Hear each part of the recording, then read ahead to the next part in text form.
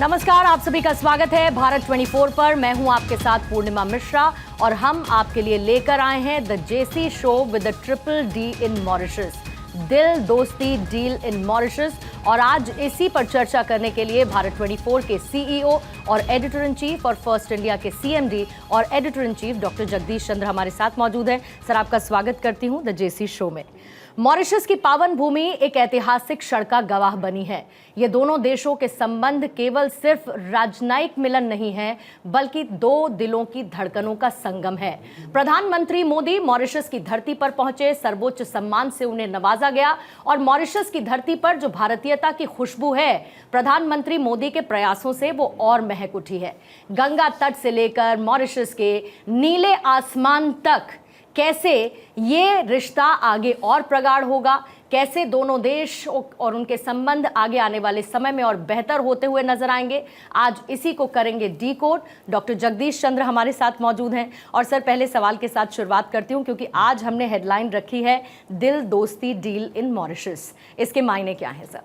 नई दिल्ली से 5,828 किलोमीटर दूर समुद्र के पार दिल और दोस्ती के रिश्तों के नए सेतु बनाने वाली प्रधानमंत्री नरेंद्र मोदी की मॉरिशस यात्रा सचमुच बेहद सफल और ऐतिहासिक रही, जहां दिल भी मिले, दोस्ती आगे बढ़ी और भारत और मॉरिशस के जो व्यापारिक और आर्थिक रिश्ते हैं उन्हें और आगे बढ़ाने के लिए 8 से ज़्यादा बायलैटरल डील्स भी हुई। उदारता दिखाते हुए नरेंद्र मोदी ने एक पार्लियामेंट बिल्डिंग गिफ्ट की उन्हें, और इसके साथ ही मॉरिशस के नेशनल इंटरेस्ट और जो उनकी सॉवरेनिटी है उसकी रक्षा करने का अपना पुराना वचन भी नरेंद्र मोदी ने एक बार फिर से दोहराया।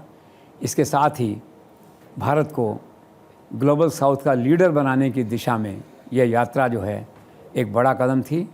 नरेंद्र मोदी को वहाँ का लीडर बनाने की दिशा में यह एक मील का पत्थर था। जहाँ तक लोकप्रियता का सवाल है तो मॉरिशस में मोदी की इस लोकप्रियता ने पिछले सारे रिकॉर्ड तोड़ दिए। सड़क के दोनों ओर मोदी की एक झलक पाने के लिए खड़े हज़ारों लोगों की कतारों को देखकर मुझे सचमुच एक बार ऐसा लगा कि मोदी एक चक्रवर्ती सम्राट की मुद्रा में अपने ही देश के, अपने ही प्रांत के एक हिस्से में लोगों का हालचाल पूछने, उनका हालचाल जानने वहाँ पे आए हैं। इस प्रकार का दृश्य वहाँ पे था। अब इसके साथ ही ये कहना पड़ेगा कि मोदी ने एक बार फिर रूट्स को पकड़ा, दोस्ती को पकड़ा, धर्म और संस्कृति को एक बार फिर से जोड़ा। और अगर हम 2 शब्दों में इसे समेटें इस यात्रा को, तो कहा जा सकता है कि at the end of the day 2 Nations came more closer with A hug in their arms. Sir, आखिर प्रधानमंत्री मोदी ने मॉरिशस में परचम कैसे लहराया? परचम लहराया, 2 दिन जो है पूरा माहौल मोदी में वहाँ पे रहा। पूरा मंत्रिमंडल लेने आया, पूरा मंत्रिमंडल छोड़ने आया। सारे शहर में होर्डिंग लगे हुए थे और ऐसा लगा नहीं कि मोदी एक डिफरेंट कंट्री में है। कई बार दृश्य देख के ऐसा लगा कि मोदी अहमदाबाद या वाराणसी या पटना में या बम्बई में रोड शो कर रहे हैं इस समय जो है। और मेरा ये दावा है कि इस बार मॉरिशस में जो लाखों लोगों की भीड़ उमड़ी मोदी को देखने के लिए, अब अगर वहाँ ट्रंप या चाइनीज़ प्रेसिडेंट भी जाएंगे तो शायद इतनी भीड़, इतने लोग वहाँ उनको देखने के लिए नहीं जुटेंगे। सर, विदेश मामलों से जुड़े हुए कुछ एक्सपर्ट्स का ये कहना है कि प्रधानमंत्री मोदी जिस तरीके से विदेशों में भारत की ब्रांडिंग कर रहे हैं, वो ना मनमोहन सिंह के कार्यकाल के दौरान, नरसिम्हा राव या स्वयं अटल जी के कार्यकाल के दौरान, उससे बहुत बेहतर है। क्या आप भी इस आकलन से सहमत हैं? Absolutely correct. पिछले कई वर्षों से विदेशों में भारत की जो ब्रांडिंग है, इंटरनेशनल ब्रांडिंग है, वो केवल और केवल नरेंद्र मोदी के कारण है। नरेंद्र मोदी के ऑरा, उनके रुतबे, उनका आभा मंडल उसके कारण से है। और एक बड़ा कारण ये है कि नरेंद्र मोदी एक ग्लोबल लीडर हैं, जबकि मनमोहन सिंह, नरसिम्हा राव या अटल जी एक ग्लोबल लीडर नहीं थे। अटल जी लोकप्रिय थे, ग्लोबल लीडर नहीं थे। नरेंद्र मोदी ग्लोबल लीडर हैं। और अगर उस ढंग से देखा जाए तो आज जो नरेंद्र मोदी की लोकप्रियता है वो अटल जी से भी ज़्यादा है। जहाँ तक ब्रांडिंग का प्रश्न है, आजकल कई बड़े देश ब्रांडिंग का काम इंटरनेशनल कंपनीज़ को देने लगे हैं।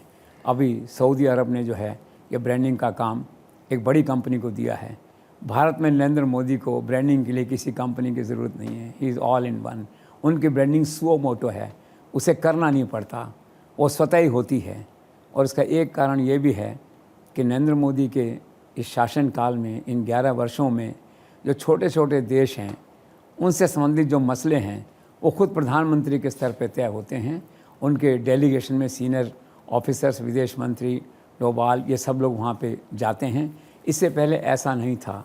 छोटे छोटे देशों की जो यात्राएं थी उनमें कोई मंत्री चला गया, कोई अफसर चला गया, या कोई ज़्यादा हुआ तो एक सिंबॉलिक के तौर पे उपराष्ट्रपति जी को भेज दिया वहाँ पे जो है।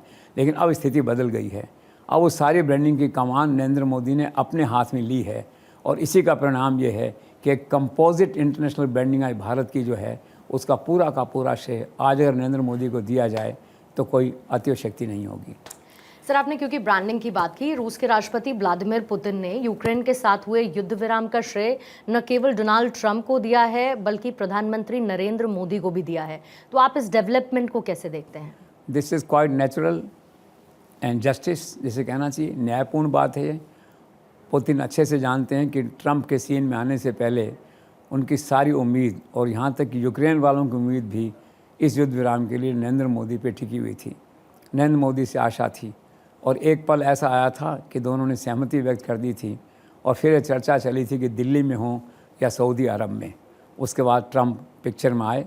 तो पुतिन ने जो कहा है वो सच कहा है, और इसके साथ ही नरेंद्र मोदी का वो जो कथन था वो चरितार्थ हुआ, वो सत्य चरितार्थ हुआ कि आज की तारीख में समस्याओं का हल जो है युद्ध के मैदान में नहीं है, वो टेबल पे बैठ के होगा। भारत किसी के साथ नहीं है, लेकिन भारत शांति के साथ है। तो पुतिन ने जो कुछ कहा है उसने एक तो थैंक यू कहा है, उसके नरेंद्र मोदी हकदार हैं, और दूसरा उन्होंने युद्ध और शांति के बारे में जो नरेंद्र मोदी की फ़िलॉसफी थी उसे भी एंडोर्स किया है। अलबत्ता बात ज़रूर है कि पुतिन ने भारत के साथ साथ चाइनीज़ राष्ट्रपति को, ब्राज़ील के राष्ट्रपति को, कुछ और लोगों को भी धन्यवाद कहा है। लेकिन जो प्राइम प्लेयर्स हैं इसके अंदर वो Trump, Putin, Narendra Modi, Zelensky, यही लोग हैं। पीएम मोदी कहते हैं Mauritius is a family for us. PM Modi के मन में इतना प्यार उमड़ रहा है, क्या है इसकी वजह? मैंने कहा नरेंद्र मोदी बेसिकली एक भावुक व्यक्ति हैं। कोई उन्हें लाड प्यार करता, उन्हें मान सम्मान देता है तो वो उसको जिसे कहते हैं रिटर्न गिफ्ट देते हैं। तो वहाँ पे गए, लोगों का मान सम्मान देखा, एयरपोर्ट पे सब लोग लेने आ रहे हैं, सब लोग हाथ जोड़ के कर रहे हैं, जिसे कहना चाहिए आभार मान रहे हैं नरेंद्र मोदी का। तो उन्होंने भी फिर इससे एक तरह से यही कहा कि हमारा रिश्ता जो है एक बिजनेस पार्टनर का नहीं है, वी आर ए फैमिली, आप हमारे परिवार का एक हिस्सा हो। और उन्होंने कहा, नरेंद्र मोदी ने आगे बढ़ के, कि मैं जब भी यहाँ आता हूँ, आप लोगों से बात करता हूँ, तो मुझे ऐसा महसूस होता है कि मैं भी आप में से एक हूँ, और मैं 200 साल पुरानी स्मृतियों में लौट जाता हूँ, किताबों में पढ़ता हूँ, और यहाँ की हवा, मिट्टी और पानी में जो है वो भारत की खुशबू मुझे दिखाई देती है। हमारे जो पूर्वज थे, उनकी जो मेहनत थी, खून पसीना था, उसकी सुगंध मुझे दिखाई देती है। You are part of us, हम एक साथ हैं, एक परिवार का हिस्सा हैं। प्रधानमंत्री की बातें सुन के वहाँ की जो लीडरशिप है वो गदगद थी, पर मुख्यतः उनका कहना यह था कि you are virtually an extension of us, यूँ कहें एक तरह से, you are part of us, we are a family. Sir, 20 अंतर्राष्ट्रीय पुरस्कारों के बाद अब मॉरिशस में भी प्रधानमंत्री मोदी को वहाँ का सर्वोच्च पुरस्कार दिया गया है। विदेशों में आखिर इतनी होड़ क्यों है पीएम मोदी को सम्मानित करने की? आपका कहना से होड़ जैसा ही है। 21 अंतर्राष्ट्रीय सम्मान अब तक आ चुके हैं मोदी जी को। रशिया भी दे चुका, यूएसए भी दे चुका, देखिए फ्रांस दे चुका, यूएई दे चुका, सऊदी दे चुका, न जाने कितने देश वहाँ पे दे चुके। फेरिस्ट जो है काफ़ी लंबी है। और नरेंद्र मोदी ने साफ तौर पे कहा है कि मैं विनम्रता से इस सम्मान को स्वीकार करता हूँ, और ये सम्मान मेरा नहीं है, ये भारत मॉरिशस के बीच के जो ऐतिहासिक सांस्कृतिक रिश्ते हैं उनका सम्मान है। हमारे पूर्वजों ने खून पसीना बहा करके यहाँ जो मॉरिशस को खड़ा किया है, इसे ऊंचाइयाँ दी हैं, ये उनका सम्मान है कुल मिला के। और आप ये देखिए कि ये 5वां सम्मान है जो किसी विदेशी व्यक्ति को वहाँ की सरकार ने दिया है, और यहाँ पे 21वां सम्मान है नरेंद्र मोदी के लिए, आप देखते हैं। तो कुल मिला के क्या है, ये आपका कहना सही है कि विदेशों में एक तरह से होड़ सी मची हुई है उन्हें सम्मान देने के लिए, और ये उनकी प्रतिभा है, उनका जो एक ऑरा है, और एक जो उनका ग्लोबल लीडर की इमेज है, वो इन राष्ट्रों को प्रेरित करती है। अब इन्होंने भी जो सम्मान दिया है तो मॉरिशस और भारत के जो संबंध हैं उनमें ऐतिहासिक मोड़ लाने के लिए और मजबूत उसे करने के लिए ये सम्मान उन्हें दिया गया है, जिसे विनम्रता से उन्होंने स्वीकार किया है। सर, प्रधानमंत्री मोदी ने भारत की ही तरह मॉरिशस में भी नया पार्लियामेंट बिल्डिंग जो है वो उन्हें तोहफे के तौर पर देने की घोषणा की है। आखिर इतना बड़ा दिल लेकर के कैसे धरती पर आए हैं? वो मैंने कहा कि दिल तो ऐसा नहीं, मैंने कहा ना उनके पर्सनैलिटी में दो कंट्रडिक्शन है। एक राजा की मुद्रा में है, ये बिल्डिंग जो डोनेट किया राजा की मुद्रा में की है उन्होंने। राजा की मुद्रा का एक पार्ट है गवर्नेंस, तो शानदार गवर्नेंस करते हैं, आप सब देख चुके हैं। दूसरा उनके पर्सनैलिटी का पार्ट है एक फ़कीर का, एक साधु का, एक योगी का। जो मैंने आपसे कहा कि खुद के होम स्टेट अहमदाबाद में एक मकान तक आज उनके पास नहीं है, तो उनके पर्सनैलिटी का कंट्राडिक्शन है। तो राजा की मुद्रा में, एक बड़े भाई की मुद्रा में एक छोटे भाई को दिया गया उपहार है, जिसकी सब जगह आज तारीफ़ हो रही है। और इसके साथ ही इस अवसर पे नरेंद्र मोदी ने एक नई धारणा, एक नए कंसेप्ट को जन्म दिया है और कहा है कि भारत जो है, इंडिया जो है, is a mother of democracy. Parliament is a sign of democracy, symbol of democracy. तो पार्लियामेंट के एक भवन का गिफ्ट की घोषणा करके उन्होंने भारत का जो रोल है मदर ऑफ डेमोक्रेसी उसको और मजबूत किया है और एक नया कंसेप्ट दिया है जो ग्लोबल लेवल पे आगे बढ़ेगा कि India is a mother of democracy. Sir, अपनी मॉरिशस यात्रा में पीएम नरेंद्र मोदी क्या क्या दिए आए हैं मॉरिशस की जनता को, वहाँ की सरकार को? देखो, उनका मन करता है जो छोटी छोटी ज़रूरतें होती हैं देशों की उसे पूरा करते हैं। आप तक अगर देखें पिछले कई सालों से तो कुल मिला के आप ये देखिए 1100 मिलियन डॉलर की सहायता जो है वहाँ के प्रोजेक्ट्स में नरेंद्र मोदी भारत सरकार जो है दे चुके हैं। 50% लोन है, 50% ग्रांट है उनमें। और वैसे अगर प्रोजेक्ट्स का नंबर देखें तो छोटे छोटे पब्लिक ओरिएंटेड जो प्रोजेक्ट्स हैं और 96 प्रोजेक्ट्स अभी तक भारत सरकार ने सैंक्शन किए हैं, 51 पूरे हो गए हैं, आगे चलते रहेंगे वहाँ जा कर के जो है। इसके अलावा वहाँ जो है मेट्रो बना दी, सुप्रीम कोर्ट की बिल्डिंग बना दी, आप देखिए ENT हॉस्पिटल बना दिया वहाँ पे। अब वो क्लाइमेट चेंज के एग्रीमेंट हो रहे हैं। तो उनका मन करता है देने का और देने की कोई सीमा नहीं है। और आगे मुझे लगता है कि ये सहयोग है जो भारत सरकार का, प्रधानमंत्री का मॉरिशस के प्रति, ये आगे भी जारी रहेगा, ऐसा मेरा मानना है। सर, प्रधानमंत्री की इस यात्रा के दौरान मॉरिशस के प्रधानमंत्री नवीन राम गुलाम ने कहा कि हम चाहते हैं कि ज़्यादा से ज़्यादा भारतीय लोग जो हैं वो यहाँ पर आएँ, मॉरिशस आएँ। ट्रंप की सिटीजनशिप पॉलिसी और मॉरिशस की पॉलिसी में फ़र्क क्या है? ये तो कंट्रास्ट है टोटल। देखो, एक व्यक्ति खुली बाहों से आपका स्वागत कर रहा है, दूसरा व्यक्ति कहता है नहीं जाओ, वहाँ से बैठा के हवाई जहाज में आपको यहाँ भेज रहा है। ये बेसिक डिफरेंस है ना। तो भारतीयों का बेसिक सम्मान है कि वो कंट्रीब्यूट करते हैं, टैलेंट हैं। वहाँ के राष्ट्रपति, प्रधानमंत्री जानते हैं आज मॉरिशस किसने बनाया, इन्हीं लोगों ने बनाया, भारत से आए मजदूरों ने बनाया। तो क्या है कि आभार मानते हैं उनका और ये कहते हैं और लोग आओ, आपका स्वागत है। ट्रंप का तो आप देख ही रहे हैं किस तरह का है। तो ट्रंप के इस जैसे डिपोर्टेशन पॉलिसी है जो, उसके माहौल में जो है ना, ये एक ताज़ी हवा का झोंका है वहाँ के राष्ट्रपति का, प्रधानमंत्री का ये कहना कि आओ, मोस्ट वेलकम, जितने आ सकते हो आओ। सर, पीएम मोदी जब मॉरिशस पहुंचते हैं तो हम एक चीज़ नोटिस करते हैं कि उनका जो स्वागत होता है वो बहुत ही अद्भुत था। और उस स्वागत के बाद एक और जो इंटरेस्टिंग पॉइंट है वो ये है कि प्रधानमंत्री मोदी जब भी अब अपनी विदेशी यात्राओं पर जाते हैं वो सिर्फ बायलैटरल एग्रीमेंट पर फोकस नहीं करते हैं। हमेशा जो वहाँ पर भारतीय लोग रहते हैं उन पर भी उनका फोकस होता है। उनसे मिलने के लिए प्रवासी भारतीयों से वो हमेशा उत्सुक नज़र आते हैं। ये जो उनका विजन है, इसका क्या मतलब है? देखो, दो टुकड़े यहाँ पे क्वेश्चन के। पहला तो स्वागत सचमुच अद्भुत था। सुबह 6 बजे का समय था, अर्ली मॉर्निंग। इसके बावजूद 200 VIP वहाँ पहुँचे एयरपोर्ट पे लेने के लिए। प्रधानमंत्री पहुँचे, उप प्रधानमंत्री पहुँचे, सारा मंत्रिमंडल पहुँचा, चीफ जस्टिस पहुँचे, लीडर ऑफ अपोजिशन पहुँचे, पार्लियामेंट के स्पीकर पहुँचे, कौन नहीं पहुँचा, सभी लोग पहुँचे वहाँ पे और ट्रेडिशनल ढंग से स्वागत हुआ। नरेंद्र मोदी ने खुद ने कहा कि I am deeply impressed and deeply moved with this traditional welcome. वहाँ जो कुछ महिलाएं जो हैं भोजपुरी भाषा में गाना गा रही थी, उसका हिंदी में अर्थ ये है कि धन्य हमारा देश के मोदी जी पधारे हैं। अब एक माहौल है ना वहाँ का, सारा जो है सारा शहर होर्डिंग से पटा हुआ था। तो अद्भुत जो किस्म का ये स्वागत जो है उनका वहाँ पे हुआ। दूसरा अब ये है कि वो प्रवासी भारतीयों को इतनी तवज्जो क्यों देते हैं। तो निश्चित तौर पे पहले की जो सरकारें थी वो इसकी उपेक्षा करती थी या पूरा ध्यान इस पर नहीं दे पाई थी। वो तो पार्ट एंड पार्सल हैं। वो तो बेचारे इंतज़ार करते हैं पलक पावड़े बिछा करके कब प्रधानमंत्री आएंगे या भारत का कब कोई नेता आएगा, हमसे मिलेगा, हमारी सुध लेगा। और ख़ासकर नरेंद्र मोदी जो एक इंटरनेशनल ब्रांड हैं, ग्लोबल लीडर हैं, हर भारतीय जो देश में देश के बाहर हैं, उनके मन में नरेंद्र मोदी को देखने की, मिलने की एक इच्छा है, एक अभिलाषा है। इस बात को नरेंद्र मोदी समझते हैं। तो आजकल देखा आपने प्रवासी भारतीयों के साथ उनका मिलन होता है, 1-2 घंटे का समय रहते हैं, अपने मन की बात कहते हैं, उनकी मन की बात सुनते हैं। तो एक अच्छा प्रयास है और ये जोड़ने का प्रयास है भारत के अंदर के और बाहर के लोगों को, इसकी प्रशंसा होनी चाहिए। सर, पीएम की मॉरिशस यात्रा के दौरान उनकी लोकप्रियता देख के मेरे मन में एक सवाल आया कि अगर पीएम वहाँ से इलेक्शन लड़े तो फिर क्या सिनेरियो होगा? अब बात यह है कि नरेंद्र मोदी को आखिर कहाँ से लड़ाओगे आप लोग।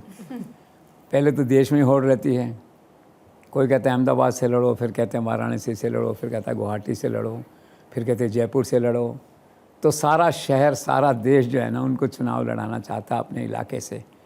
और इस दृष्टि से मेरे विचार से नरेंद्र मोदी पहले भारतीय नेता हैं, पहले भारतीय लीडर हैं जिनको 543 कॉन्स्टिट्यूंसी में लोग चुनाव लड़ाना चाहते हैं, जिनके लिए सभी 543 लोकसभा कॉन्स्टिट्यूंसी सुरक्षित हैं, सेफ सीट हैं, वरना नेता एक एक सेफ सीट को ढूंढते हैं जा कर के। तो विचित्र बात है कि भारत में बड़ी संख्या में बड़े क्षेत्रों में लोग लड़ाना चाहते हैं। अब भारत ही नहीं, आप देखिए दुबई में लोग चुनाव लड़ाना चाहते हैं, उनको टेक्सास गए थे, वहाँ लड़ाना चाहते थे, भारत के इतने लोग थे वहाँ पे। यहाँ पे मॉरिशस हैं, अब मॉरिशस में गए हैं और अगर कोई ऐसा प्रावधान हो कि एक देश का प्रधानमंत्री जो है नेशनल चुनाव लड़ सकता है दूसरे देश में, तो नरेंद्र मोदी चुनाव जीत जाएंगे। 13 लाख लोग हैं सारे, 70% भारतीय हैं वहाँ पे।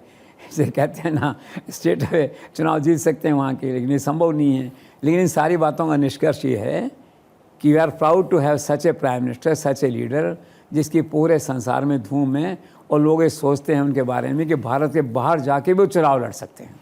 सर, मॉरिशस में नेशनल डे की परेड चल रही थी, अचानक से देखा प्रधानमंत्री ने किसी को सैल्यूट किया वहाँ, क्या था ये पूरा सिनेरियो? मैंने पढ़ा, इसमें सभी लोग खड़े थे कतार में, प्रधानमंत्री, वहाँ के प्रधानमंत्री, परेड सलामी चल रही थी। अचानक उन्होंने देखा कि आसाम, मेघालय की कोई टुकड़ी जो है भारतीय सेना की वहाँ से गुजरी। एकदम से राष्ट्र प्रेम और एक प्रधानमंत्री की आत्मा जागती है। उन्होंने एकदम से इस तरह से जो है ना उसको सलाम जिसे कहते हैं वो किया। बाकी सब लोग हैरान थे कि क्या है। अब ये राष्ट्र प्रेम है उनका और सेना तो गदगद है, दिल्ली में भी और वहाँ भी जो लोग थे कि देखो कैसा प्राइम मिनिस्टर है। और वैसे मैंने शुरू से आपसे कहा है कि प्रधानमंत्री नरेंद्र मोदी के मन में बेसिकली एक सैनिक बैठा हुआ है, एक आर्मी कमांडर बैठा हुआ है। बचपन में उनकी इच्छा थी मैं आर्मी में जाऊं, नहीं जा पाए, लेकिन आज जब आर्मी की ड्रेस पहन के खड़े होते हैं तो लगता है कि कमांडर इन चीफ जो होता है वही हैं। वैसे राष्ट्रपति होता है वो एक अलग बात है, लेकिन दिखते हैं वो फबती आर्मी की ड्रेस उन पे जो है। तो उनके मन में जज्बा जो है राष्ट्रभक्ति का, आर्मी के प्रति वो एक खास जज्बा है। जैसे उस टुकड़ी को देखा उन्होंने, उनका हाथ उठा, सलाम किया, देश में विदेश में सभी को अच्छा लगा। This is all. सर, 10 साल बाद मोदी की दूसरी मॉरिशस यात्रा के दौरान आखिर क्या क्या बदल गया है भारत में और मॉरिशस में? भारत तो पूरा बदल गया 10 साल में। मोदी के टाइम में देखा आपने, मॉरिशस में बहुत ज़्यादा नहीं बदला। वो अभी तीसरी बार प्रधानमंत्री बने, अभी जो प्रधानमंत्री हैं, लेकिन वो मोदी की तरह लगातार तीसरी बार नहीं बने, 5-5 साल का गैप रहा है। तो कोई विकास की गंगा उस तरह से नहीं बह सकी।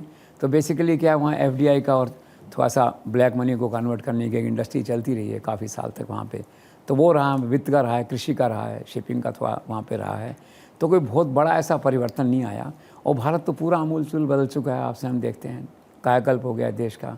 कहाँ था देश, आज देश कहाँ है। आज हम 5वीं अर्थव्यवस्था पे खड़े हैं, तीसरी बनने वाले हैं। और न जाने क्या क्या नरेंद्र मोदी की उपलब्धियों की फहरिस्त तो बहुत लंबी है ना, आप देखते हैं। तो कुल मिला कोई कंपैरिजन नहीं है। भारत बहुत आगे बढ़ा, मॉरिशस आगे बढ़ा, लेकिन एक स्थायी सरकार, एक रेगुलर एक ही गवर्नमेंट ने होने के कारण से उतना नहीं बढ़ा जितना दूसरे देश बढ़ते हैं। सर, वही Mauritius matters for India, Bharat के लिए महत्व क्या है मॉरिशस का? मॉरिशस का बहुत महत्व है। सबसे पहली बात तो यह कि it has a strategic location, it is central in Indian ocean. और भारत जो है, नरेंद्र मोदी जो है, ग्लोबल साउथ का लीडर बनना चाहते हैं, नेतृत्व भारत को दिलाना चाहते हैं। उसे मॉरिशस का एक बड़ा रोल है। फिर दूसरा फैक्टर चाइना का है। चाइना चाहता है अगर सुरक्षा कवच भारत का मॉरिशस के पास नहीं है और भारत की लगातार प्रेजेंस वहाँ नहीं है तो मॉरिशस पे किसी दिन कब्जा कर सकता है। वो ताइवान की बातें करते हैं, कल को मॉरिशस की बातें करने लग जाएगा।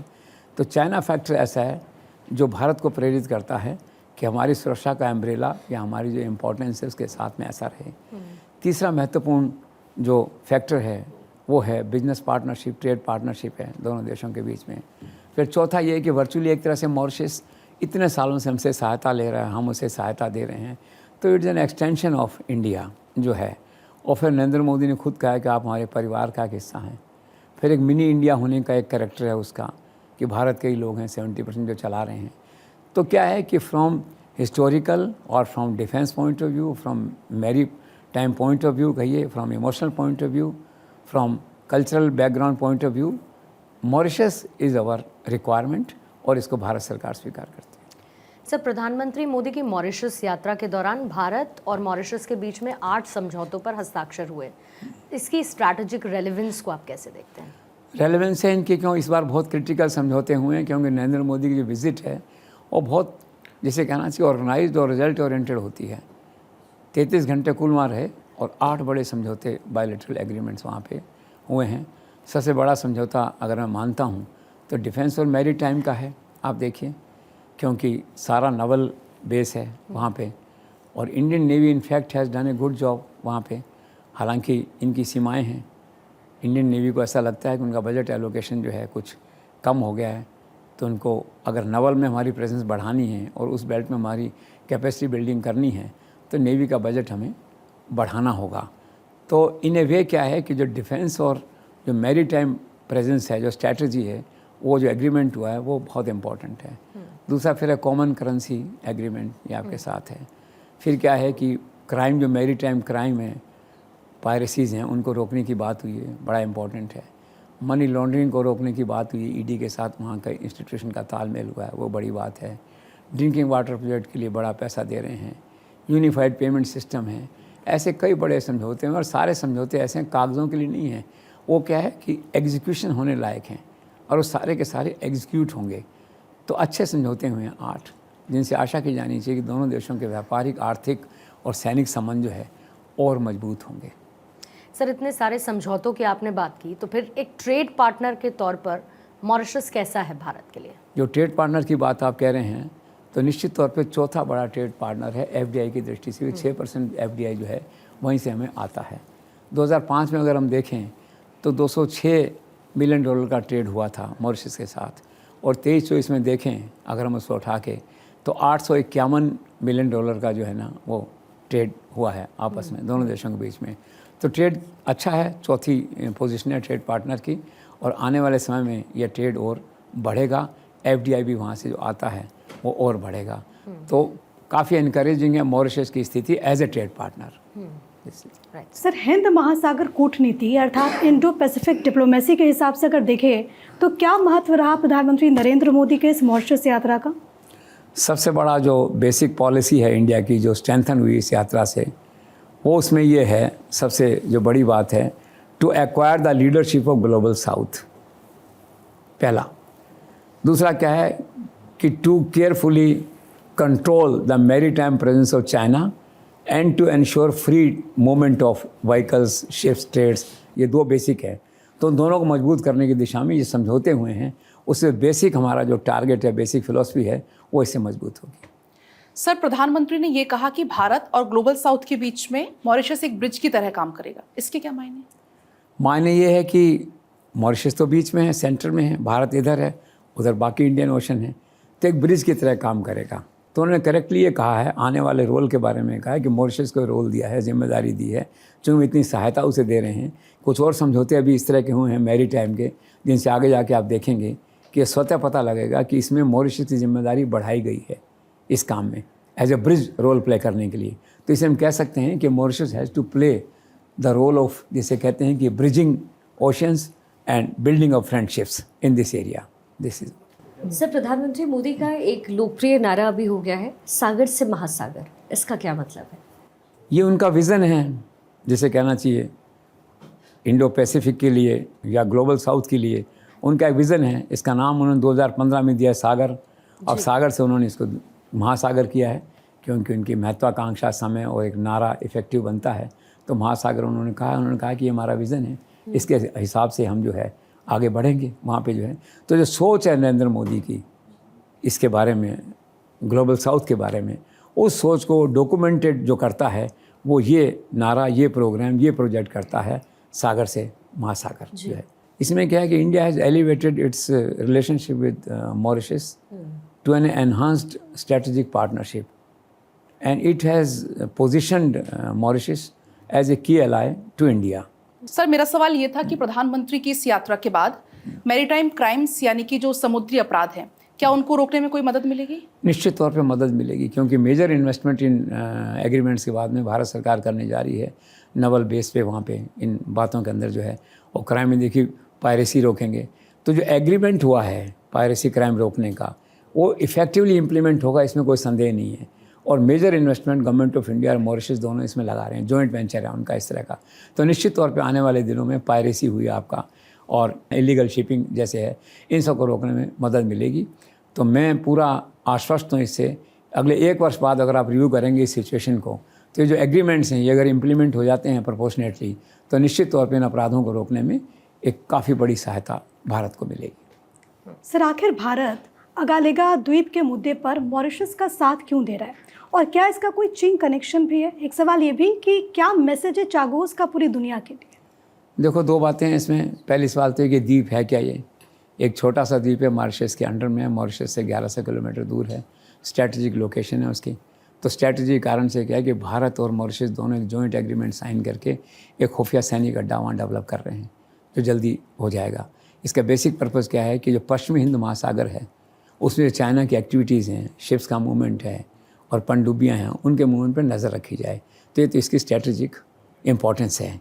और दूसरा जो आपने कहा कि चागोस का मैसेज क्या है इसमें जो है, तो बेसिकली क्या है, इंडिया का एक ही इसमें कमिटमेंट है बेसिकली कि किसी भी राष्ट्र की जो संवैधानिक प्रभु सत्ता है, जो सॉवरेनिटी है, हम उसकी रक्षा करते हैं।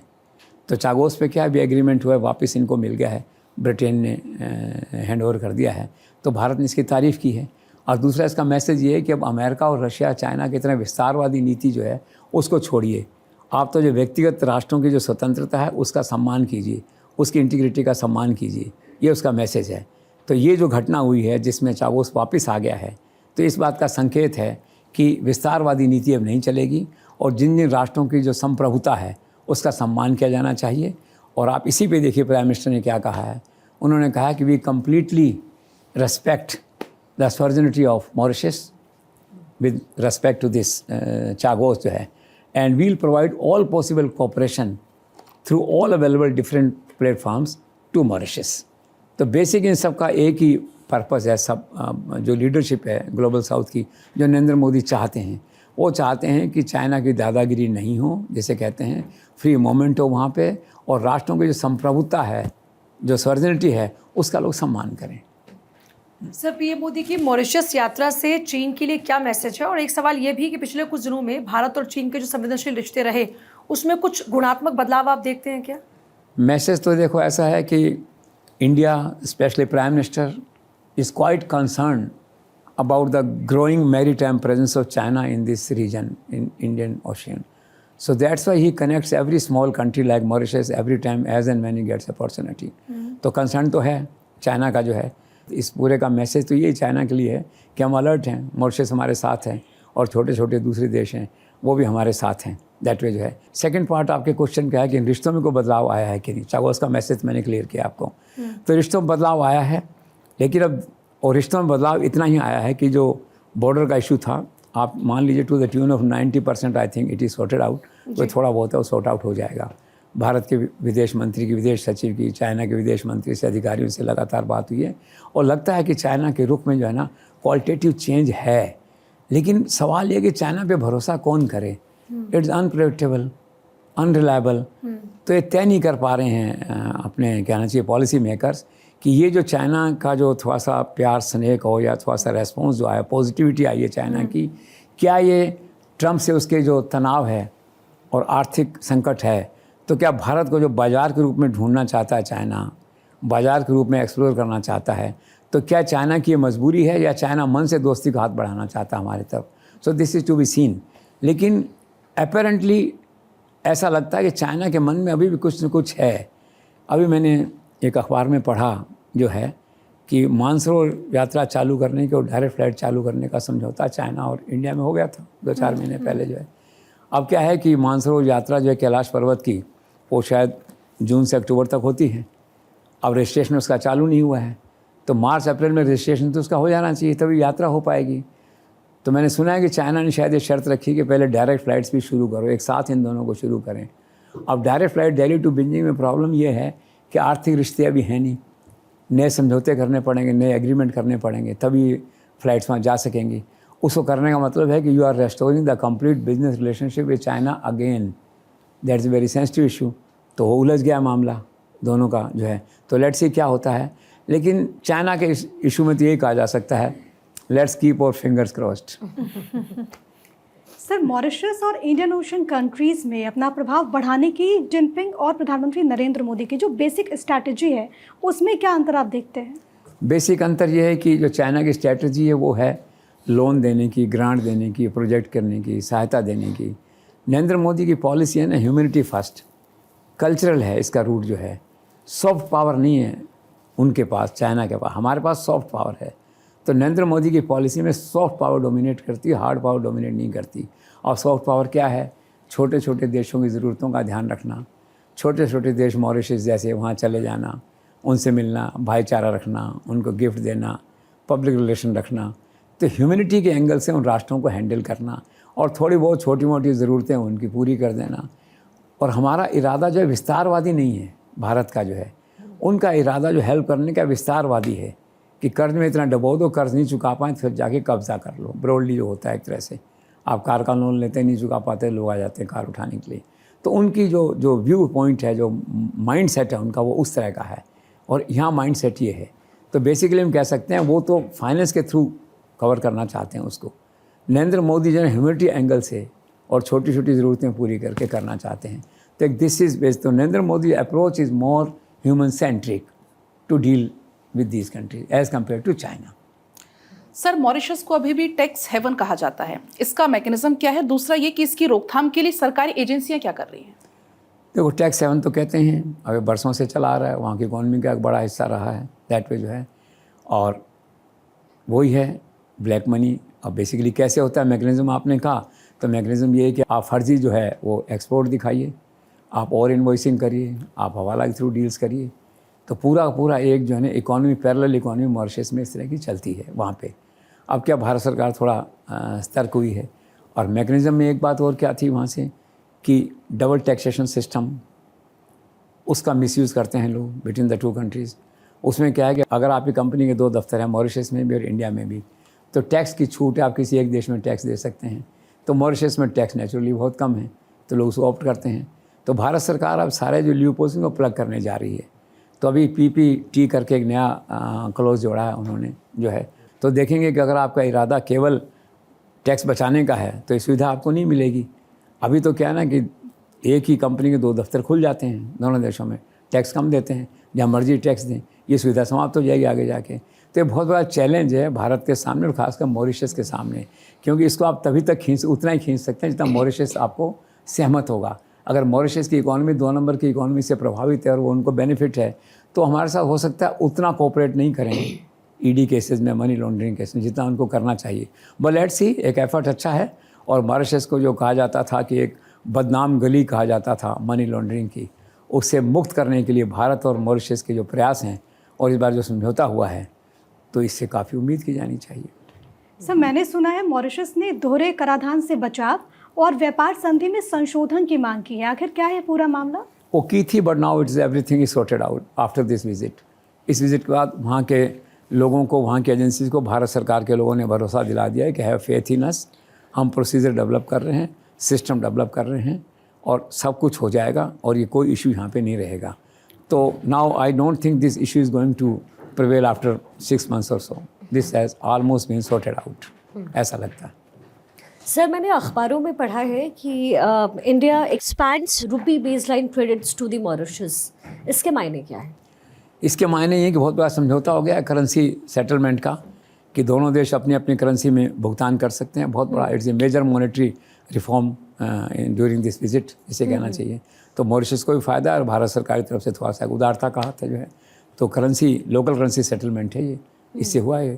तो एक अच्छा प्रयास है, और एक जैसे कहना चाहिए दोनों देशों की जो दोस्ती है उसमें जो आर्थिक क्षेत्र है उसमें जो कठिनाइयाँ थी उससे आगे बढ़ने की दिशा में यह एक अच्छा कदम है, एक पॉजिटिव स्टेप है ये। जी सर, मॉरिशस यात्रा के दौरान प्रधानमंत्री नरेंद्र मोदी ने गुजरात में चीनी को जो मोरस कहने का किस्सा सुनाया, ये दिलचस्प किस्सा आखिर है क्या? किस्सा ये कि भूली बिसरी यादें हैं। अब नरेंद्र मोदी पुराने आदमी हैं, स्मृति पटेल पे कई बार पुरानी बातें याद आती हैं, और बहुत अलर्ट माइंड हैं। आप देखते हैं उनको बरसों पुरानी चीज़ें याद रहती हैं। तो एक बार कहीं देखा होगा, सुना होगा कि पुराने ज़माने में जो है मॉरिशस से मिठाई बनाने के लिए यहाँ पे जो वेस्टर्न पार्ट है कंट्री का, गुजरात है जिसमें, तो वहाँ से चीनी आया करती थी। तो गुजरात की भाषा में जो है वो चीनी को जो है मारस कहने लग गए वहाँ पे। तो उनको याद रह गया, चीफ मिनिस्टर रहे इतने लंबे समय तक वहाँ पे जो है। तो ये किस्सा था कि उसको मारस कहते थे। तब उनका कहना यह था इस होली के त्यौहार पे कि चलो चीनी आती, मिठास घोलिए रिश्तों में, होली पे मिठास घोलिए और भारत और जो रिश्ते हैं मॉरिशस के और मिठास घोलिए। तो एक हल्के फुल्के मूड में कही गई बात थी। सर 1998 में प्रधानमंत्री नरेंद्र मोदी की पहली मॉरिशस यात्रा, और अब 11 से 12 मार्च 2025 की यात्रा मॉरिशस की, प्रधानमंत्री नरेंद्र मोदी की दृष्टिकोण से आप इन दोनों यात्राओं में क्या अंतर देखते हैं? बहुत फ़र्क है। देखो, पहली यात्रा थी एक साधारण बीजेपी कार्यकर्ता के रूप में, अब यात्रा हुई है ग्लोबल लीडर और प्राइम मिनिस्टर के रूप में। कोई कंपैरिजन ही नहीं है। हालांकि नरेंद्र मोदी को कोई फ़र्क नहीं पड़ता, वो तो फ़कीर हैं। वो कार्यकर्ता के रूप में गए थे तब भी खुश थे, प्रधानमंत्री रूप में गए तब भी खुश हैं। लेकिन बाकी एंटायर रिमेनिंग वर्ल्ड के लिए फ़र्क है सारा ये कि एक आम कार्यकर्ता के रूप में गए थे और प्रधानमंत्री के रूप में गए, जिसके स्वागत के लिए पूरी मॉरिशस सरकार एयरपोर्ट पे खड़ी थी। तो जब ये गए थे उस समय 1998 में जो है, तब मैंने पढ़ा, उन्होंने उस समय कहा था ये है कि मैं पहली बार जो है मुझे इंटरनेशनल रामायण सम्मेलन में भाग लेने के लिए मॉरिशस जाने का अवसर मुझे मिला। उस समय मैं किसी सरकारी पद पे नहीं था, एक साधारण कार्यकर्ता था। संयोग की बात है कि उसमें भी राम गुलाम प्रधानमंत्री थे। नरेंद्र मोदी ने कहा कि फिर जब मैं प्रधानमंत्री बना तो मेरे शपथ ग्रहण में वो आए चल कर के।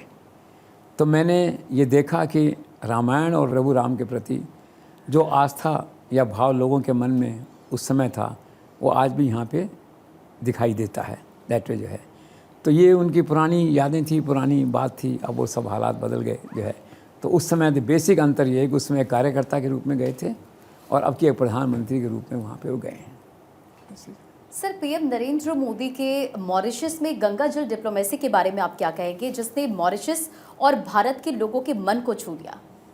देखो, ऐसा मैंने कहा ना, नरेंद्र मोदी कोई भी काम करते हैं, इसलिए उनके लिए कहा जाता है ना वो कि कोई भी काम करते हैं वो सुपरहिट हो जाता है। अब गंगा जल चढ़ाया उन्होंने इतने अच्छे से, उस भावना से, पवित्र भावना से, धार्मिक भावना से। इससे कुछ लोगों ने कह दिया कि नरेंद्र मोदी की गंगा जल डिप्लोमेसी है। तो पार्ट ऑफ पॉलिटिक्स है, लेकिन ये फैक्ट है कि ये काम अद्भुत हुआ एक तरह से। नरेंद्र मोदी ने वहाँ अपने भाषण में साफ तौर पे कहा कि मेरी जानकारी में है ये कि कुछ लोग मॉरिशस से वहाँ गए थे महाकुंभ में स्नान करने के लिए जो है, और वो लोग लौटे और मानव सभ्यता का एक सबसे बड़ा आयोजन था। 66-67 करोड़ लोग जो हैं इसमें गए नहाने के लिए जो है। और मुझे मालूम है कि आप में से बहुत से लोग चाहने के बावजूद भी वहाँ नहीं जा सके। मैं आपकी भावनाओं का सम्मान करता हूँ। तो इसके लिए जो है मैं वहाँ से पवित्र संगम और पवित्र महाकुंभ का जल संग्रहित करके, एकत्रित करके आपके लिए लाया हूँ। और इतिहास अपने आप को दोहरा रहा है। और उस जल को वहाँ गंगा तालाब में जो वहाँ पे उसको बहाया, और साथ ही कहा कि मैं गंगा माँ से प्रार्थना करता हूँ कि गंगा मैया के आशीर्वाद से और जो पवित्र जल है महाकुंभ का, इससे जो है ये मॉरिशस जो है विकास की नई ऊंचाइयाँ छुए, सफल हो, समृद्ध हो। तो डिप्लोमेसी तो नहीं थी कोई इस तरह की, एक घटनाक्रम था। और इसके बाद जब वो जल को डालने के लिए वहाँ पे गए सागर में, वहाँ पे जो है पहले क्या हुआ, चांस की बात है, 50 साल पहले जब जल आया था तब भी वहाँ डला था, वहाँ पे गौमुख का जल आया था, वहाँ डला था जो है। और अब की बार ये उस जगह पे गए वहाँ जहाँ वो तालाब बना हुआ, उसमें जाकर उन्होंने प्रवाहित किया। हज़ारों लोगों ने देखा, वीडियो बनाए, लोगों ने अपने सेल्फी खींचा, कुछ और किया। वहाँ पे एक दृश्य था देखने वाला जो है। तो क्या हुआ कि जाने अनजाने में बैठे बैठे जो है ना, एक बहुत बड़ा गंगा जल डिप्लोमेसी आप कह सकते हैं, या गंगा जल का एक मंच या एक आधार या एक विषय नरेंद्र मोदी को मिला, जिसने भारत में करोड़ों लोगों के दिल को छुआ। और नरेंद्र मोदी को एक बार फिर लोगों ने इस धार्मिक भावना के लिए, गंगा जल के लिए नरेंद्र मोदी को, योगी को सलाम किया इन्हें पे। तो सर, क्या भारत में विपक्ष हैरान और दुखी है प्रधानमंत्री नरेंद्र मोदी के इस मॉरिशस गंगा जल डिप्लोमेसी से? ऑफ कोर्स होंगे दुखी। नरेंद्र मोदी को देखो मैच नहीं कर सकते, सोचते हैं ऐसा आइडिया नहीं ला पाते। Narendra Modi is a very fertile, very alert mind which function 24/7। ऐसा पॉलिटिकल माइंड फ़िलहाल किसी पॉलिटिकल पार्टी के पास होगा, लेकिन वो दिखता नहीं है, मतलब वो एग्जिबिट नहीं होता, उसको ये डेमोस्ट्रेट नहीं होता एक तरह से जो है ये। तो परेशान हैं, क्योंकि अब बिहार पे तो इसका असर पड़ेगा ही, इस सब का। भोजपुर, बिहार और गंगा का जल है तो यूपी पे भी एक भावना होती है। या महाकुंभ का जो गौरव था, उस गौरव में इस घटना ने एक और आगे बढ़ा दिया, उस गौरव को और मजबूत कर दिया। महाकुंभ का जो विषय है उसको और मजबूत किया उन्होंने जो है। सो उनका थोड़ा सा परेशान होना स्वाभाविक है। सर, पीएम नरेंद्र मोदी के द्वारा महाकुंभ के संगम जल को वहाँ के मॉरिशस के गंगा तालाब में चढ़ाने को लेकर सारा राष्ट्र और इसी के साथ साथ सीएम योगी आदित्यनाथ खास तौर पर ज़्यादा उत्साहित है, आखिर क्यों? राष्ट्र उत्साहित था। मैंने कहा लोग सेल्फी बना रहे थे, वीडियो खींच रहे थे, लाइव में लोग देख रहे थे। रही बात योगी जी की, तो वो खुद प्रसन्न है। उनका जो महाकुंभ का सब्जेक्ट है उसका एक्सटेंशन हुआ, उसका वर्ल्ड लेवल पे रिकॉग्निशन हुआ। तो उन्होंने ट्वीट करके लिखा बाकायदा, और लिखा कि आदरणीय प्रधानमंत्री जी, आप जो है यहाँ के पवित्र जल को ले जाके वहाँ गंगा सागर में आपने अर्पित किया वहाँ पे जो है। तो इससे जो कुंभ है 2025 का महाकुंभ है, इसका जो महिमा मंडन है, ग्लोरिफिकेशन है, वो ग्लोबल लेवल पे हो गया। अर्थात एक तरह से योगी ने प्रधानमंत्री को थैंक यू कहा इन ए वे, अगर देखा जाए तो योगी खुश हैं इससे कि उनका जो ब्रांड है महाकुंभ का या जो है, तो वो जो यूपी से बाहर निकल के तब देश की सीमाओं में था, भारत की सीमा में था, और इंटरनेशनल लेवल पे चला गया। तो योगी प्रसन्न हैं, देशवासी भी उत्साहित हैं, थोड़ा होता ही है। सर, अपनी विदेश यात्रा के दौरान में पीएम मोदी महाभारत और रामायण की जो कथाएं हैं उसके ज़रिए लोगों को जोड़ने का काम करते हैं। ये जो उनकी अभिव्यक्ति है, आप उसे कैसे देखते हैं? अभिव्यक्ति ठीक है, वो जहाँ भी जाते हैं मन से जोड़ते हैं इस अभिव्यक्ति को अपने साथ। हो रामायण को, महाभारत को मन से जोड़ते हैं। इस बार भी यही हुआ, महाकुंभ का पवित्र संगम का जो अर्पित किया, उसमें उन्होंने वहाँ पे कहा उस बात को जो है। और एक कहा कि पिछले साल जनवरी में जो है अयोध्या में जब रामलला की प्राण प्रतिष्ठा हुई थी, वहाँ पे जो है तो ऐसा उल्लास का माहौल मैंने मॉरिशस में भी सुना था, तो अच्छा लगा। वहाँ पे जो है अब 500 साल का इंतज़ार ख़त्म हो गया है, रामलला अपने मंदिर में आ गए हैं। तो प्रधानमंत्री के इस भाषण के बाद वहाँ के लोग भी हिलोरें ले रहे हैं। उस बात भी हिंदू है ना बेसिकली, तो 70% हिंदू का, वैसे 48% हैं, लेकिन भारतीय लोग हैं 70% दैट वे जो है।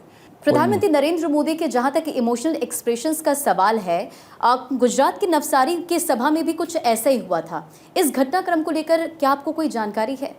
हाँ, मैंने सुना था ऐसी घटना एक बार पूना महाराष्ट्र में भी हुई थी, कहीं किसी जगह पे होती है। आमतौर पे लोग नरेंद्र मोदी के प्रति तस्वीर लेके आते हैं, मूर्ति लेके आते हैं, महिलाएं आती हैं, भावुक हैं, वहाँ तक पहुँचना चाहते हैं, सिक्योरिटी से पहुँच नहीं पाते और रोने लगते हैं, भावुक हो जाते हैं। कभी कभी नरेंद्र मोदी प्रोटोकॉल तोड़ के उन तक पहुँच जाते हैं।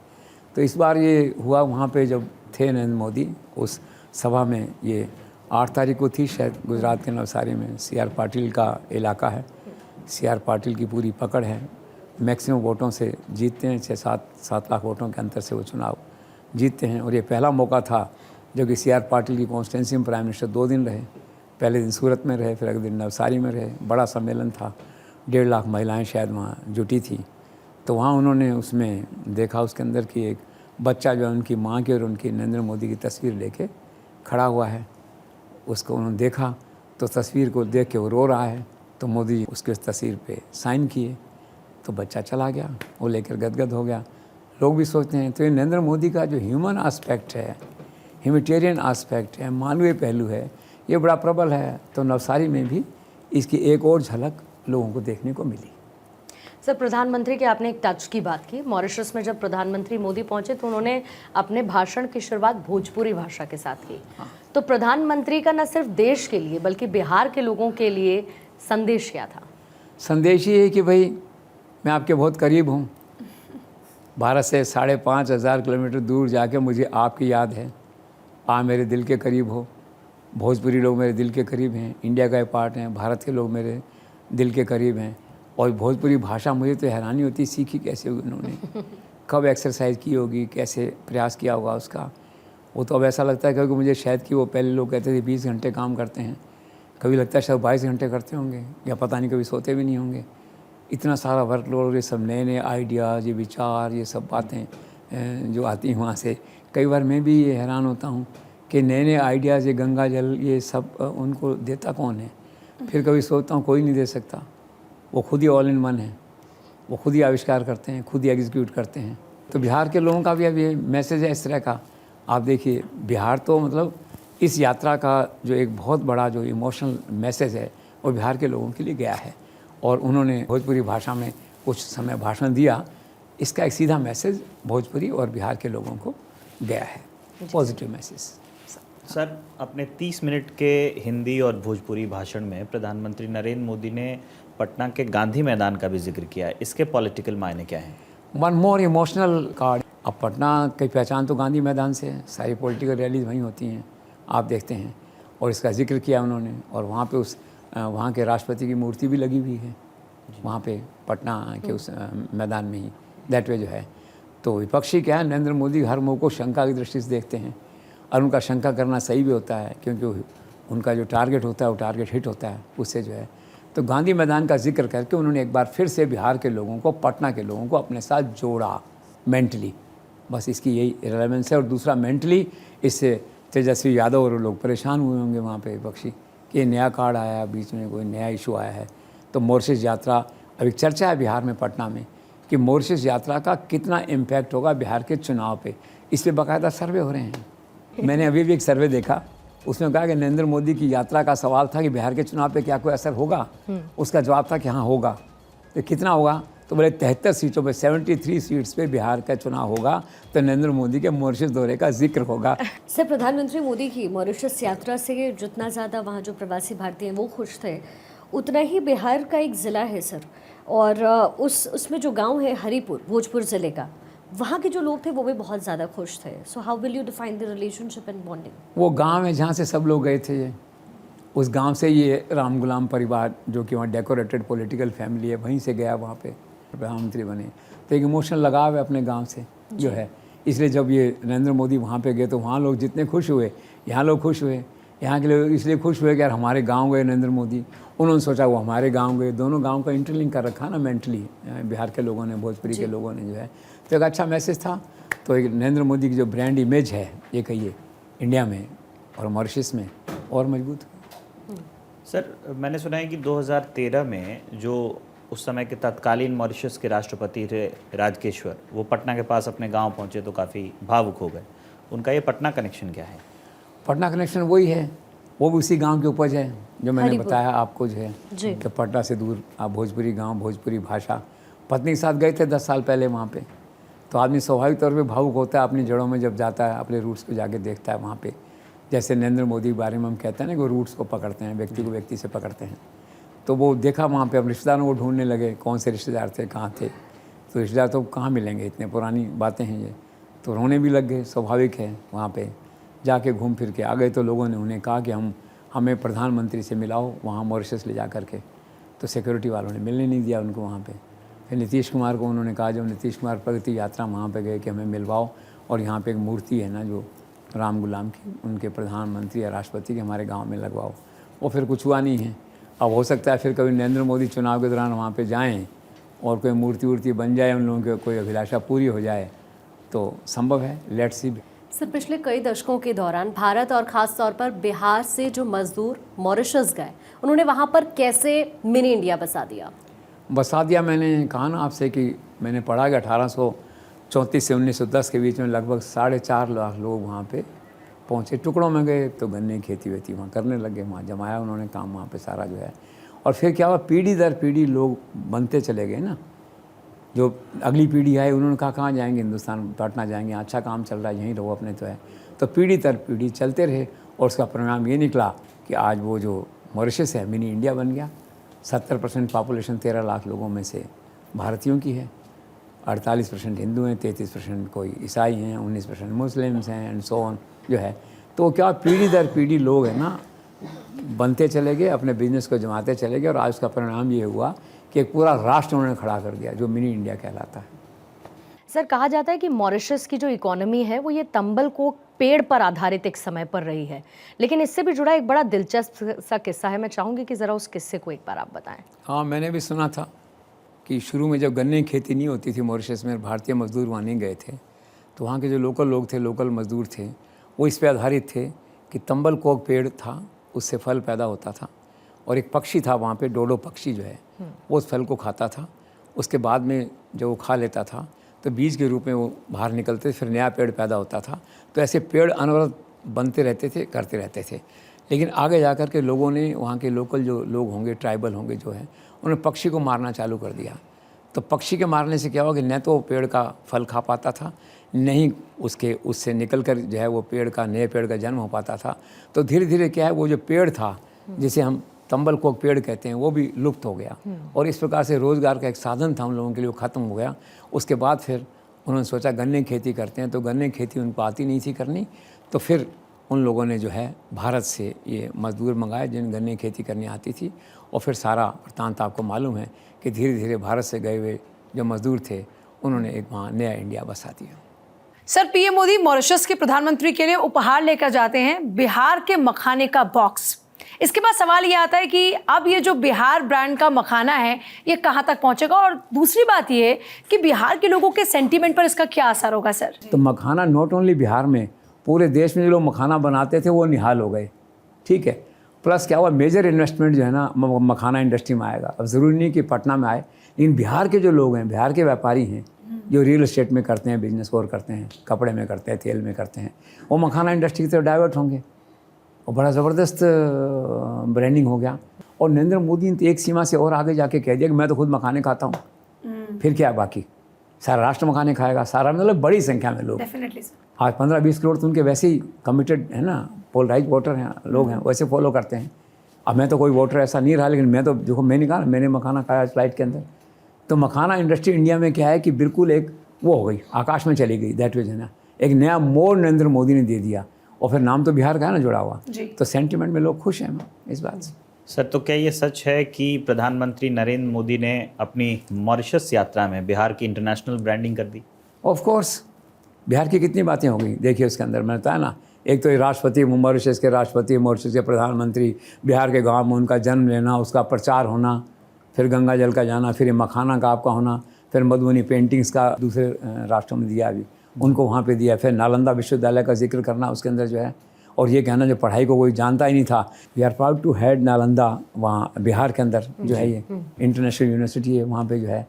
तो नरेंद्र मोदी तो फैक्ट कह रहे हैं यहाँ पे, मखाना तो एक पार्ट है, एक्चुअली तो बिहार का ज़बरदस्त ब्रांडिंग हुआ है, इंटरनेशनल ब्रांडिंग हुआ है इस विजिट से जो है। तो यही मैं कहता हूँ ना कि मिट्टी को सोना बनाना हो तो नरेंद्र मोदी से सीखो। सर, प्रधानमंत्री नरेंद्र मोदी की तरफ से मॉरिशस को आखिरकार क्यों मिनी हिंदुस्तान कहा गया, और साथ साथ होली के त्यौहार को भी प्रधानमंत्री नरेंद्र मोदी ने बहुत खूबसूरती से, चाहे मॉरिशस के लोगों की बात की जाए या फिर हिंदुस्तान के लोगों की बात की जाए, दोनों देशों की जन भावनाओं से जोड़ दिया। सही कह रही हैं आप, होली के अवसर को जोड़ा उन्होंने कहा कि आज के एक दिन बाद होली के रंगों की बौछार होगी और 14 तारीख को चारों तरफ रंगों की बौछार होगी। और उन्होंने कहा कि भगवान राम ढोलक बजाएंगे जो है, लक्ष्मण मंजीरा बजाएंगे, भरत के हाथ में कनक पिचकारी होगी और शत्रुघ्न के हाथ में अबीरा मतलब गुलाल, ये इस तरह से होगा। तो जोड़ दिया भगवान को, रामायण को संस्कृति से उठा करके उसे होली को इसे जोड़ दिया जो है। तो होली में उत्साह है इस बात का, तो धर्म और संस्कृति को जोड़ देते हैं नरेंद्र मोदी, मैंने जो आपसे कहा वहाँ पे जो है। तो अच्छा है, होली को उन्होंने जोड़ा और होली को एक तरह का होली का सेंटिमेंट हुआ जो है। अब तो होली चली गई आज, ये तो उस दिन की बात हो रही है जिस दिन ये बात हुई थी, दैट जो है। तो यू आर राइट, उन्होंने होली के अवसर को आम जन भावना से जोड़ा and that's a good move. Sir, मेरा अगला सवाल है कि क्या राष्ट्रपिता महात्मा गांधी और भारत के स्वतंत्रता आंदोलन, इन दोनों के बीच मॉरिशस से जुड़ा हुआ कोई कनेक्शन है? हाँ, कनेक्शन है।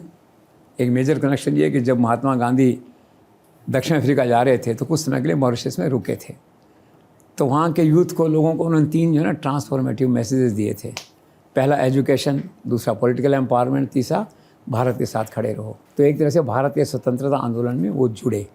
और उसके बाद में सुभाष चंद्र बोस हैं उस समय जो है, महात्मा गांधी तो थे ही, तो इन सब के साथ जो है वहाँ पे एक इस तरह का माहौल बना कि सभी लोग स्वतंत्रता सेनानी की तरह जो है काम करेंगे, चाहे मॉरिशस की स्वतंत्रता का मुद्दा हो या भारत की स्वतंत्रता का मुद्दा हो।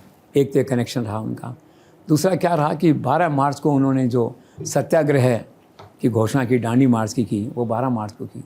तो इसीलिए मॉरिशस भी उनके प्रति सम्मान व्यक्त करने के लिए जो है अपना जो स्वाधीनता दिवस है, स्थापना दिवस है, वो मॉरिशस भी 12 मार्च को मनाता है। इस बार जो नरेंद्र मोदी गए थे, जो मुख्य अतिथि थे, वहाँ पे जो है आपने देखा वहाँ पे जो है तो महात्मा गांधी के 2 पीसी कनेक्शन है। और सबसे बड़ी बात है, भारत की तरह जो है वहाँ के लोगों के सेंटिमेंट में भी महात्मा गांधी के प्रति एक आदर का, श्रद्धा का भाव है। सर, मैंने सुना है कि पाकिस्तान, दुबई, मॉरिशस में जो हिंदी फिल्म संगीत है और जो हिंदी फिल्में हैं वो काफ़ी ज़्यादा लोकप्रिय हैं। इस पर क्या कहेंगे आप? फैक्ट है, खुद नरेंद्र मोदी ने कहा है कि भाई जिनकी शूटिंग फिल्मों की मॉरिशस में होती है वो ज़्यादा सफल होती हैं। अब देखिए वही हुआ। तो मैंने पढ़ा इसको, आदमी पिक्चर थी, सुपरहिट हुई। फिर वो जो है सलमान खान की थी बीवी नंबर 1, वो सुपरहिट हुई। फिर कैलेंडर गर्ल्स पिक्चर बनी, वो भी अच्छी चली। तो मॉरिशस तो एक बेसिक डेस्टिनेशन है फिल्म शूटिंग्स वगैरह का। और अब ये सारा हल्ला मचा हुआ मॉरिशस को लेकर, प्रधानमंत्री गए आए, इससे और प्रमोशन होगा वहाँ पे। तो फैक्ट है कि मॉरिशस की जो फिल्म इंडस्ट्री है वो ज़्यादा इससे क्रियान्वित होगी। और भारत से भी जो है अब कई दूसरे फिल्म निर्माता पहले कश्मीर की तरफ अट्रैक्ट हो रहे थे, अब मॉरिशस की तरफ तो क्या ना एक बार फिर से उनका मन जागेगा। मॉरिशस का जिक्र आ गया ना, तो दे विल री explore Mauritius for their movies and all. Sir, प्रधानमंत्री मोदी के मॉरिशस दौरे का इंटरनेशनल मीडिया में क्या रिस्पॉन्स रहा है? अच्छा रिस्पॉन्स था। मतलब आप देखिए लंदन के अखबारों, अमेरिका के अखबारों ने कवर चूँकि कंपेरेटिवली प्रोपोर्शनेटली किया उसको, उनके लिए बड़ी घटना नहीं थी। लेकिन भारत में मॉरिशस में एक कैटेगरी था जी। एक लाइन कोई नेगेटिव जिसे कहना चाहिए क्रिटिकल कोई ऐसा था, क्रिटिकल कुछ था भी नहीं। सारे अखबारों की हेडलाइन थी, चाहे अंग्रेजी के अखबार थे चाहे हिंदी के अखबार थे। इसके लिए तो मैं बार बार कहता हूँ कि प्राइम मिनिस्टर ऑफिस का जो मीडिया मैनेजमेंट है ना, वो सचमुच बहुत ही कॉम्पिटेंट, बहुत ही विजनरी और बहुत ही कंट्रोलिंग, मतलब इस तरह का अद्भुत है। इस तरह का अपने आप में कहना चाहिए कि कहीं कोई चूक होती ही नहीं उसके अंदर से, और प्रॉपर कवरेज मिलता है। मैंने पहले कई प्राइम मिनिस्टर्स खास करके मनमोहन सिंह के साथ देखा है मीडिया मैनेजमेंट, मीडिया कवरेज वगैरह को जो है बस एक आध कोई स्टोरी लगती थी। अब जब प्राइम मिनिस्टर जाते हैं तो पूरा देश तो टीवी पे उसको देखता है। आप देखिए लाइव टेलीकास्ट को, जिज्ञासा पैदा हुई लोगों में। अखबार के अंदर हेडलाइन होती है और इफेक्टिव हेडलाइन होती है सारे अखबारों में, चाहे इंग्लिश के होते हैं। तो हम कह सकते हैं कि जो इस यात्रा का जो कवरेज है वो A+ कैटेगरी का था। सर, इस बार होली के दौरान जो गुब्बारे और जो पिचकारी होते हैं उस पर मोदी की ब्रांडिंग की एक झलक दिखाई दी। खासतौर से जो युवक युवती हैं उनके बीच में प्रधानमंत्री के इस बढ़ते हुए जुनून को, क्रेज़ को आप कैसे देखते हैं? ठीक है, दिस इज़ नथिंग न्यू। मैंने कहा ना, Narendra Modi brand national brand है, इंटरनेशनल ब्रांड है, हर कोई उनसे जुड़ना चाहता है और हर कोई किसी न किसी रूप में नरेंद्र मोदी को देखना चाहता है। तो होली पे आप सही कह रही हैं, मैंने भी सुना था ये कि पिचकारी पे और गुब्बारे पे इस वजह से नरेंद्र मोदी का ब्रांडिंग हो रहा है। नॉर्मली ये ब्रांडिंग फिल्म स्टार्स के नाम से होता था, पॉलिटिशियन के नाम से नहीं होता था। ये पहली बार मैंने देखा किसी पॉलिटिशियन के नाम से, पॉलिटिकल लीडर के नाम से होली पे, गुब्बारों पे, पिचकारी पे, इन पे जो ब्रांडिंग हो रहा है। तो it clearly shows his growing influence over the mind of Indian people और over the Indian masses. Narendra Modi is growing influence on Indian masses. बिल्कुल, और आपने क्योंकि सर इन्फ्लुएंस की ही बात की और प्रधानमंत्री मोदी को जो इस बार सम्मान से मॉरिशस में नवाजा गया उसका नाम था the grand commander of the order of the star and की टू द इंडियन ओशियन। और की ही तो है, सिर्फ इंडियन ओशियन के लिए क्यों, की एक ग्लोबल साउथ की आवाज़ के तौर पर, की चीन की विस्तारवादी सोच के तौर पर, की बाकी देशों के साथ भारत के मजबूत होते संबंधों पर, और की भारत की बेहतर होती फॉरेन पॉलिसी के तौर पर। और उसके साथ मखाने के साथ सर भोजपुरी अंदाज था। कहने वाले तो ये भी कहते हैं कि बिहार के चुनावों को भी प्रधानमंत्री ने मॉरिशस के दौरे के साथ ही साध लिया है। और वैसे भी न सिर्फ बीजेपी, प्रधानमंत्री मोदी तो हमेशा इलेक्शन मोड में ही रहते हैं और बिहार के चुनावों को लेकर भी वो मोड ऑन है। बहरहाल मॉरिशस के साथ प्रधानमंत्री का ये वहाँ पर दौरा और बाकी विदेश यात्राओं से भी प्रधानमंत्री दिल, डील और दोस्ती हमेशा से बरकरार रखते हैं। और साथ ही जैसा आपका एनालिसिस और आकलन रहता है सर, 100% जिसे मैं कहूँ 100% शानदार, वो भी आज ही नजर आया। But thank you so much sir for joining us in JC show. और साथ ही तमाम दर्शकों का भी बहुत बहुत धन्यवाद हमारे साथ द जेसी शो का हिस्सा बनने के लिए।